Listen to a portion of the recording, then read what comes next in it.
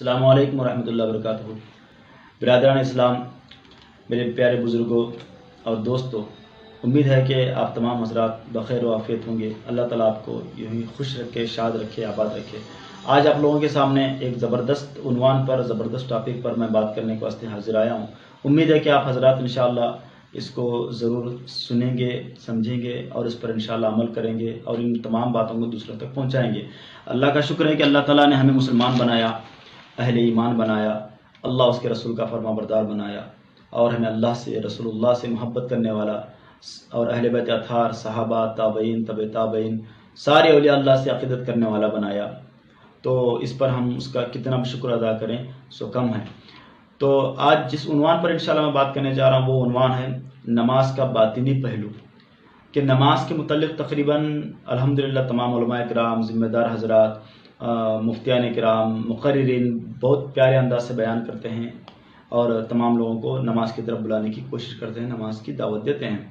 تو الحمدللہ تقریباً ہمارے لوگ نماز ادا کرتے ہیں اور ہمارے خاص کر کے بزرگ حضرات، ادھیڑ عمر کے حضرات اور بے شمار لوگ جس کے دل میں اللہ اس کے رسول کی محبت ہے، خوف ہے اور اللہ اس کے رسول کی فرما برداری کا جذبہ ہے، وہ تمام لوگ الحمدللہ پابندی کے ساتھ نماز پنجگانہ ادا کرتے ہیں۔ اللہ تعالی ہم سب کو پابندی کے ساتھ نماز ادا کرنے کی توفیق نصیب فرمائے، آمین یا رب العالمین۔ تو نماز الحمدللہ سب پڑھتے ہیں، نماز کے ارکان تقریباً بہت سے لوگوں کی یاد ہے۔ نماز کے متعلق جو نماز کے جو فرائض ہیں، نماز کے جو شرائط ہیں، فرائض جو فرض ہیں، جو نماز کے اندر چیزیں ہیں، جیسے آپ کا قرات کرنا ہے، قیام کرنا ہے، رکوع کرنا ہے، سجدہ کرنا ہے، اس کے بعد جو ہے آپ کا تحیات میں بیٹھ کر کے قاعدہ اخیرہ کا پیش کرنا ہے، قاعدہ اخیرہ کے ختم کے بعد جو ہے آپ کا سلام پھیرنا ہے، یہ تمام جو نماز کے فرائض ہیں اس کا بھی ہم خیال کرتے ہیں الحمدللہ۔ اس کے بعد نماز کی جو شرائط ہیں یہ بھی ساری چیزوں تقریباً سب لوگوں کو پتہ ہے کہ پاک صفائی کا خیال ہونا ہے، اس کے بعد کپڑے ڈھک کے پڑھنا ہے، کپڑے کا خیال کرنا ہے کہ ہمارا بدن پر کپڑا رہے، قبلہ کی طرف منہ کر کے نماز ادا کرنا ہے، سمجھے آپ۔ تو طہارت، ستر اور استقبال قبلہ وقت کا ہونا ہے۔ اس کے بعد کیا ہے، نیت، کون سی نماز ہم پڑھ رہے ہیں، کون سی نماز کیا کر رہے ہیں، اس کی نیت کا خیال کرنا ہے۔ یہ سارے جو شرائط کے 6 شرائط ہیں اور 6 اور یا بعض لوگوں کے مطابق 7 فرائض ہیں، یہ اس کا ہم تقریباً پورا طور پر ادا کرتے ہیں۔ ادا کرنے کے باوجود بھی جب ہم آ کے وضو بنا کے مسجد میں کھڑے ہوتے ہیں، کھڑے ہونے کے بعد جب نماز ادا کرنے کی کوشش کرتے ہیں، مختصر میں آپ کے سامنے عرض کر رہا ہوں، کرتے ہیں اللہ اکبر بول کے نیت بن کے جب ہم نماز کے لیے کھڑے ہو جاتے ہیں، کھڑے ہونے کے بعد ثنا پڑھتے ہیں، اعوذ باللہ، بسم اللہ پڑھتے ہیں، اس کے بعد سورہ فاتحہ شروع کرتے ہیں، اس کے بعد کوئی دوسری سورت پڑھتے ہیں۔ جب ہم حالت نماز میں آ جاتے ہیں، آنے کے بعد جیسے رکعت باندھتے ہیں، رکعت باندھتے ہی ہمارا دھیان، ہمارا تصور، ہمارا خیال کس طرف ہونا چاہیے، ہم کیا سوچنا چاہیے، کہاں ہمارا دھیان ہو، اس پر کسی کی توجہ نہیں ہوتی۔ اس پر مجھے گفتگو کرنا ہے۔ آپ نے نماز کے فرائض ادا کر لیا، نماز کے واجبات ادا کر لیا، نماز کے شرائط ادا کر لیا، نماز کے سارے ارکان آپ کو معلوم ہے، نماز کے سارے فرائض آپ کو معلوم ہے۔ اس کے ساتھ ساتھ جو بنیادی نقطہ ہے جس پر کوئی توجہ نہیں دی جاتی، وہ چیز کیا ہے کہ جب آپ نماز میں آ کے کھڑے ہو گئے، کھڑے ہونے کے بعد آپ پڑھ رہے ہیں الم سورہ، آپ پڑھ رہے ہیں الف لام میم، آپ جو ہے پڑھ رہے ہیں الف لام ترا کا سورہ، آپ پڑھ رہے ہیں لیلافی کا سورہ، قل اللہ کا، یعنی جو بھی سورہ آپ پڑھ رہے ہیں، آپ کی زبان پر تو یہ کلمے جاری ہے، زبان پر قرآن کی تلاوت جاری ہے، مگر آپ کے دل میں خیال کیا چل رہا ہے، آپ خیال کیا کر رہے ہیں، فکر کیا کر رہے ہیں، کیا سوچ رہے ہیں، کیا دھیان ہے۔ میں نے کئی لوگوں سے اس پر ڈسکس کیا، کئی لوگوں کے سے یہ شکایت سنا، ان سب لوگوں کا کہنا ہے کہ حضرت بڑا افسوس ہوتا ہے کہ ہم تو نماز کے لیے کھڑے تو ہو جاتے ہیں، مگر افسوس یہ ہوتا ہے کہ کھڑے ہونے کے بعد ہمارا خیال کبھی دھیان جو ہے کھیت میں جاتا ہے، کبھی بھٹیوں میں جاتا ہے، کبھی کاروبار میں جاتا ہے، کبھی ٹینشن میں جاتا ہے، کبھی بچوں میں جاتا ہے، کبھی گھر بار میں جاتا ہے۔ ہم زبان پر تو اللہ کا کلام قرآن شریف قرأت جاری ہے اور ادھر وسوسے، بار خیالات، احساسات بٹ رہی ہیں، ادھر ادھر بھکر رہی ہیں، اور پھر ادھر زبان پر یہ بھی جاری ہے، وہ بھی جاری ہے۔ اللہ اکبر، یہ افسوس ہوتا ہے مجھے کہ ہمیں کیا کرنا ہے بول کے اس طرح سے کئی لوگوں کا یہ کوشچن ہے، کئی لوگوں کی یہ شکایت ہے۔ تو اس پر ہی مجھے خاص خیال کرنا ہے، اس پر ہی میں گفتگو کرنے کی کوشش کر رہا ہوں۔ میرے پیارے بزرگوں اور دوستوں، اس پر خاص غور کرنے کی ضرورت ہے، یہ خاص نقطہ ہے جس پر ہمیں کلام کرنے کی ضرورت ہے، جس پر ہمیں سوچنے کی ضرورت ہے۔ نماز کے بارے میں سرکار اللہ تبارک و تعالیٰ کا مبارک ارشاد، اس کو آپ سنیے پہلے۔ نماز ہے صحیح، مگر نماز کو پہلے ہم سمجھنے کی ضرورت ہے کہ حقیقت نماز کیا ہے۔ نماز کا ایک ظاہری حصہ ہے، نماز کا ایک باطنی حصہ ہے۔ دونوں حصے جب مکمل ہو جاتے ہیں تب ہماری الحمدللہ نماز مکمل ہوتی ہے، نماز صحیح ہوتی ہے۔ نہیں تو ہماری نماز کیا ہوتی ہے؟ آپ خود اپنے دل سے پوچھیں کہ ہم کیا پڑھ رہے ہیں، کہاں خیال ہے، کہاں توجہ ہے، کہاں دھیان ہے۔ جس کی طرف دھیان جاتا ہے وہی آپ کی نماز ہو رہی ہے، اسی کی طرف آپ کا خیال ہے، فکر ہے۔ اللہ کی طرف کہاں خیال ہے؟ رسول اللہ کی طرف کہاں خیال ہے؟ جو آپ پڑھ رہے ہیں اس کی طرف کہاں خیال ہے؟ تسبیح کی رکوع میں آپ جا رہے ہیں، تسبیح پڑھ رہے ہیں، سبحان ربی العظیم، سبحان ربی العظیم، اس طرف آپ کی توجہ نہیں ہے۔ سجدے میں جا رہے ہیں، سجدے میں ایک تسبیح پڑھ رہے ہیں، وہ سجدے کی تسبیح کا تو ہمارے تقریباً لوگوں کی غفلت یہ ہے کہ یہ جو رکوع کی جو تسبیحات ہیں، اذکار ہیں اور سجدے کی تسبیح، اس کا مطلب نہیں معلوم ہوتا، اس کا ترجمہ معلوم نہیں ہوتا۔ اس کے بعد کیا ہے، جو ہم سورہ پڑھ رہے ہیں اس کا بھی کوئی مطلب، اس کا کوئی بھی ترجمہ نہیں آتا، تو آپ کا دھیان وہ ترجمے کی طرف بھی نہیں جائے گا اور نہ مطلب کی طرف جائے گا، لازمی طور آپ کا دھیان ادھر ادھر بھٹکے گا۔ ایک چیز یہ ہماری غلطی ہے۔ تو اس لیے آپ کوشش یہ کریں کہ آپ کے جتنے بھی سجدے ہیں، جتنے بھی رکوع کے تسبیحات ہیں، سجدے کے تسبیحات ہیں، قاعدے کی چیزیں ہیں اور صورتیں جو آپ پڑھ رہے ہیں، وہ تمام چیزوں کا ترجمہ، اس کا تھوڑا تھوڑا سا مفہوم اب یاد کر لینے کی کوشش کرنا، ایک چیز۔ دوسری چیز کیا ہے، آپ کا جو دھیان بھٹک رہا ہے، خیال بھٹک رہا ہے، اس کے متعلق اللہ تبارک و تعالیٰ اپنے کو کیا ارشاد فرماتا ہے، کیا فرماتا ہے؟ اللہ کا کلام سنیے، قد افلح المؤمنون الذین هم فی صلاتهم خاشعون۔ ہم نماز تو ادا کر رہی ہیں، مگر کیسے نمازیوں کی نماز اللہ کی بارگاہ میں قابل قبول ہے، کن نمازیوں کو اللہ تبارک و تعالیٰ کامیاب ہو گئے، بلکہ بول رہا ہے قد افلح المؤمنون الذین هم فی صلاتهم خاشعون۔ وہ مومن کامیاب ہو گئے، وہ مسلمان کامیاب ہو گئے جو اپنی نماز میں خشوع و خضوع کا اظہار کرتے ہیں، خشوع و خضوع کرتے ہیں۔ خشوع و خضوع کس کو کہتے ہیں؟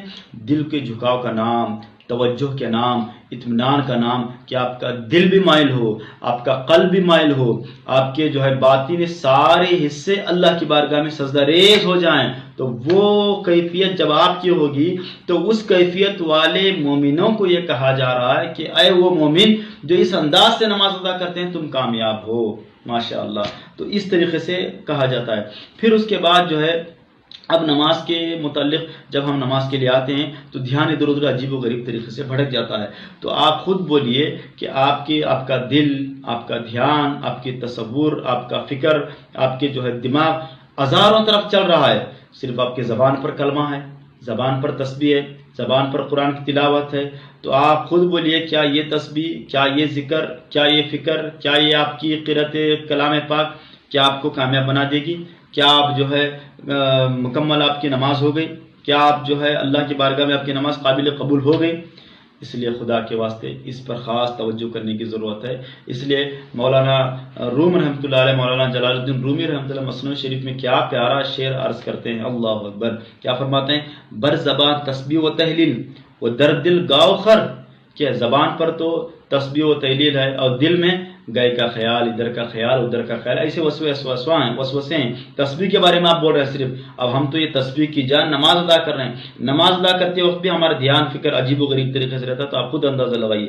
آپ آگے فرماتے ہیں این چنی تسبیح دارت کئے اثر، ایسی تسبیح بھی کبھی اثر رکھ سکتی ہے کہ تسبیح لا الہ الا اللہ محمد رسول اللہ سبحان اللہ الحمدللہ اللہ اکبر یہ زبان پہ چل رہا ہے، مگر دل میں خیال، کبھی گھر کا خیال، کاروبار کا خیال، بیوی بچوں کا خیال، ٹینشن، فکریں، ادھر ادھر توجہ، مولا کی طرف توجہ ہے ہی نہیں، سرکار کی طرف توجہ ہے ہی نہیں، اللہ کی طرف لگاؤ نہیں، سرکار کی طرف لگاؤ نہیں، جھکاؤ نہیں، اور وہ فکر نہیں ہے، وہ دھیان نہیں ہے، تو آپ خود بولیے کہ جو ہے آپ کی وہ عبادت، آپ کی وہ تسبیح کیسے قابل قبول ہو سکتی ہے؟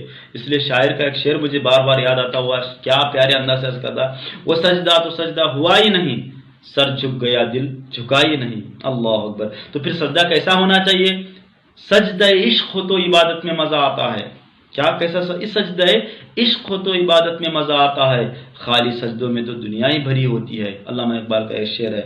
تو پھر علامہ اقبال دوسرے اسی کو بیان کرتے ہوئے عرض کرتے ہیں کہ یہ جو وسوسوں کی نماز ہے، یہ جو بے فکری نماز ہے، بے توجہ کے ساتھ، بے خیالی کے ساتھ، کہاں تو خیال، کہاں تو نماز، کہاں تو فکر، اس انداز سے ہم کر رہے ہیں، تو اس کے متعلق بہت اچھے انداز سے عرض کرتے ہیں کہ تیرا امام بے حضور، تیری نماز بے سرور، تیری نماز میں کچھ سرور نہیں، مزہ نہیں، لطف نہیں، کیف نہیں، مستی نہیں، شوق نہیں، اللہ اکبر۔ تیرا امام بے حضور، تیری نماز بے سرور، ایسے امام سے گزر ایسی نماز سے گزر. اللہ اکبر. ایسے ہمارے حالات ہو چکے ہیں. اس لیے وہ اللہ تعالیٰ کا جو فرمان ہے ان الصلاۃ تنہی عن الفحشاء والمنکر کہ بے شک نماز بے حیائی بری باتوں سے روکتی ہے. اب تقریباً لوگ نمازیں ادا کر رہی ہیں مگر پھر بھی وہ نماز ان کو بے حیائی بری باتوں سے نہیں روک رہی ہے. تو پتہ چلا کہ نماز جس کو کہتے ہیں وہ نماز کی حقیقت سے ہی ہم غافل ہیں. اب وہ نماز ہم ادا ہی نہیں کر رہے ہیں جس نماز کے متعلق اللہ تعالیٰ فرما رہا ہے کہ یہ نماز بے حیائی بری باتوں سے روکتی ہے. نماز کے دو پہلو ہے، ایک ظاہری پہلو ایک باطنی پہلو. ظاہری پہلو یہ ہے کہ مفتاح الصلاۃ الطہور کہ نماز کی کنجی پاکی ہے. یعنی ہم طہارت والے ہو گئے، غسل کر لیے، طہارت شرط شرائط کا پورا خیال کر لے، یہ پورا خیال کرنے کے بعد ہم نماز کے لیے آ کے کھڑے ہو گئے. اس کے بعد باطنی پہلو کیا ہے؟ نماز کا باطنی حصہ کیا ہے؟ باطنی حصہ ہے کہ اپنے دل کو گندگی سے پاک کیا جائے، غرور سے پاک کیا جائے، حسد سے پاک کیا جائے، برے عادتوں سے پاک کیا جائے، برے خیالات سے پاک کیا جائے. یہاں تک کہ اللہ کے علاوہ جتنے وسوسے ہیں وہ سارے وسوسوں کو سے دل کو پاک کر کے جب اللہ کی بارگاہ میں بندہ کھڑا ہو جاتا ہے تو اللہ اکبر، اس کی نماز کیا پیاری نماز کہ اس کے سامنے خدا ہوتا ہے اور وہ خدا کے سامنے ہوتا ہے، اس کے سامنے رسول اللہ ہوتے ہیں، وہ رسول اللہ کے سامنے ہوتا ہے. اسی لیے نماز کے متعلق کہا گیا کہ نماز میں بندہ اپنے رب سے مناجات کرتا ہے. یعنی اللہ بندے سے کچھ بولتا ہے، بندہ اللہ سے کچھ بولتا ہے. اسی کو نماز کہتے ہیں. اس کے لیے جو ہے ہمیں اس انداز سے نماز ادا کرنے کی کوشش کرنی چاہیے، خیال کرنی چاہیے، فکر کرنی چاہیے تاکہ ہماری نمازیں صحیح ہو، نماز کا ہمیں لطف حاصل ہو، نماز کی ہمیں کیف حاصل ہو، نماز کی ہمیں سارے برکتیں نعمتیں حاصل ہوں. کب حاصل ہوگی؟ جب کہ ہمیں نماز کی جو حقیقت ہے وہ حقیقت تک ہم پہنچیں. اس لیے حدیث جبریل میں پیارا ارشاد ہے کہ سرکار دو عالم صلی اللہ علیہ وسلم سے حدیث جبریل آ کر کے عرض کرتے ہیں، بخاری شریف جلد اول کی حدیث پاک ہے، عرض کرتے ہیں یا رسول اللہ مل احسان، یا رسول اللہ احسان کیا چیز ہے آپ بتائیے. تو سرکار فرماتے ہیں عبادت کے بارے میں، نماز کے بارے میں، ان تعبد اللہ کانک تراہ کہ تم اللہ کی عبادت ایسی کرو کہ گویا کہ تم اللہ کو دیکھ رہے ہو. سبحان اللہ. یعنی اس انداز سے، اس کیفیت سے، اس حالت سے ہم نماز ادا کریں کہ گویا کہ ہم اللہ کو دیکھ رہے ہیں.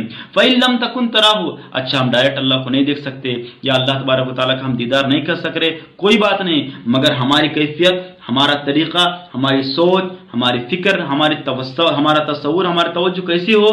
فَإِن لَمْ تَكُنْ تَرَاهُ فَإِنَّهُ يَرَاكَ اگر یہ حالت نہیں ہو تو دوسری حالت یہ ہے کہ یہ تو ہو کہ وہ رب فَإِن لَمْ تَكُنْ اگر تم اللہ تبارک و تعالیٰ ڈائریکٹ دیدار نہ کر سکو تو یہ تو تمہارا تصور ہو، یہ تو تمہارا خیال ہو کہ اللہ تمہیں دیکھ رہا ہے، اللہ تمہارے سامنے موجود ہے، وہ رب ذوالجلال تمہیں دیکھ رہا ہے، تمہارے ہر حالات و حرکات و سکنات سے واقف ہے. اس انداز سے جب آپ نماز ادا کریں گے تو انشاءاللہ آپ کی نماز معراج کہلائے گی. آپ کو نماز میں سکون محسوس ہوگا، چین لگے گا، آپ کے چہرے پر نورانیت آئے گی، آپ کا دل لگے گا، من لگے گا، اور آپ کی نماز سبحان اللہ وہ نماز ہوگی کہ شاعر اس کو اپنے شعر میں عرض کرتا ہے کہ الحمدللہ کیا عرض کرتا ہے کہ میری نماز عشق ادا ہو تو کچھ اس طرح، میری نماز عشق ادا ہو تو کچھ اس طرح، سجدے میں سر ہو تو مولا دکھائی دے، سجدے میں سر ہو تو مولا دکھائی دے. اس انداز کی ہمیں نماز ادا کرنے کی کوشش کرنی چاہیے. اور یہ کوئی بڑی بات نہیں ہے، انشاءاللہ ہم اس کے بارے میں سوچتے نہیں ہیں، خیال نہیں کرتے ہیں، بلکہ خیال کرے بغیر ہم یوں ہی ادا کرنے کی کوشش کرتے رہتے ہیں. تو نماز کے لیے اب اس کے لیے کیا ہے، آپ کو تھوڑی سی ریاضت، تھوڑی سی محنت کرنے کی ضرورت ہے. پہلی محنت کیا ہے کہ آپ جتنے چیزیں، جتنی صورتیں اگر آپ کو یاد ہے اس کا ترجمہ یاد ہونا چاہیے. طہارت ظاہری کا پورا خیال ہو، طہارت باطنی کا بھی خیال ہو. یعنی آپ کے قلب کو میں نے آپ کے سامنے جو عرض کیا کہ قلب کی گندگیوں سے قلب کو اپنے تمام وسواس سے پاک کیا جائے، پاک کیا جائے، وسواس سے اس کو روکا جائے، صفات رذیلہ جو بھی ہیں اس کو ختم کر کے مولا کی بارگاہ میں ایسے حاضر ہو جائے کہ ہم مخاطب کھڑے ہو کر کے عرض کرتے ہیں ایاک نعبد و ایاک نستعین، اللہ کی ذات گویا ہمارے سامنے ہے، ہم اس کو حاضر و ناظر جان کر کے کہہ رہے ہیں اے اللہ ہم تیری ہی عبادت کرتے ہیں، تجھی سے ہم مدد چاہتے ہیں. اللہ کے ساتھ مناجات کرنے کا نام ہے نماز کہ اللہ اور بندہ دونوں آپس میں ایک دوسرے سے گویا مناجات کر رہے ہیں، بات چیت کر رہے ہیں، سرگوشی کر رہے ہیں، اس چیز کا نام ہے نماز۔ یہ کیفیت کو ہم حاصل کرنے کی ضرورت ہے۔ یہی کیفیت کو بیان کرنے کے واسطے بڑے بڑے مفسرین نے، محدثین نے، صوفیاء نے، عرفاء نے، اولیاء نے اپنے چاہنے والوں کو تعلیم دی ہے۔ مجھے امید ہے کہ آپ تمام حضرات میری ان تمام باتوں کو غور کر کے سمجھ کر کے انشاءاللہ آگے جو ہے اس پر عمل کرنے کی کوشش کریں گے۔ اللہ تعالی ہم سب کو نماز کا پابند بنائے، نماز حقیقی کا پابند بنائے، اور ہم سب کو نماز معراج کی کیفیتوں سے آشنا فرمائے۔ آمین یا رب العالمین۔ وصلی اللہ تعالی علی خیر خلق نور سیدنا محمد و علیہ وسلم اجمعین برحمتک یا ارحم الراحمین۔